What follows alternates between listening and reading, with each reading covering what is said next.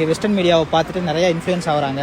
Indian மீடியாவுமே வந்து western media என்ன சொல்லுதோ அதை தான் வந்து போடுறாங்களே வெளியே இங்கே ரியல் சுச்சுவேஷன் என்னென்னு தெரியறதில்ல. இங்கே ரியலாகவே நிமோனியா, ஆஸ்மா பேஷண்ட்ஸ் இப்போ அதிகமாக ஆகிறதுக்கு காரணம் என்னென்னா இந்த கிளைமேட்டு தான். இப்போ பார்த்தீங்கன்னா நான் இருக்கிற சிட்டிலேயே பார்த்தீங்கன்னா 0 டிகிரி போகுது.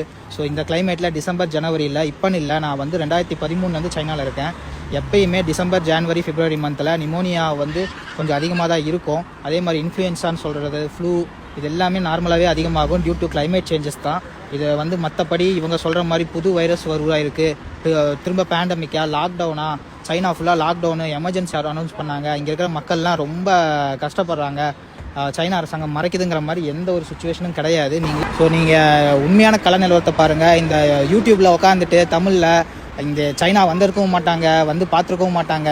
அதே மாதிரி இங்கே என்ன நடக்குதுன்னு தெரிஞ்சிருக்காது, சும்மா அடிச்சு விடுறது இஷ்டத்துக்கு. ஏன் இப்படி பண்ணுறீங்கன்னு தெரியல. ஏன்னா நீங்கள் சொல்கிறத தான் அங்கே இருக்கிற மக்கள் நம்புகிறாங்க. அங்கே இருக்கிற எங்களோட குடும்பங்கள் ஆகட்டும், இங்கே தமிழ் மாணவர்கள், இந்திய மாணவர்கள் படிக்க வந்தவங்களாகட்டும், எல்லாருமே வந்து அவங்க ஃபேமிலியில் பயப்படுறாங்க.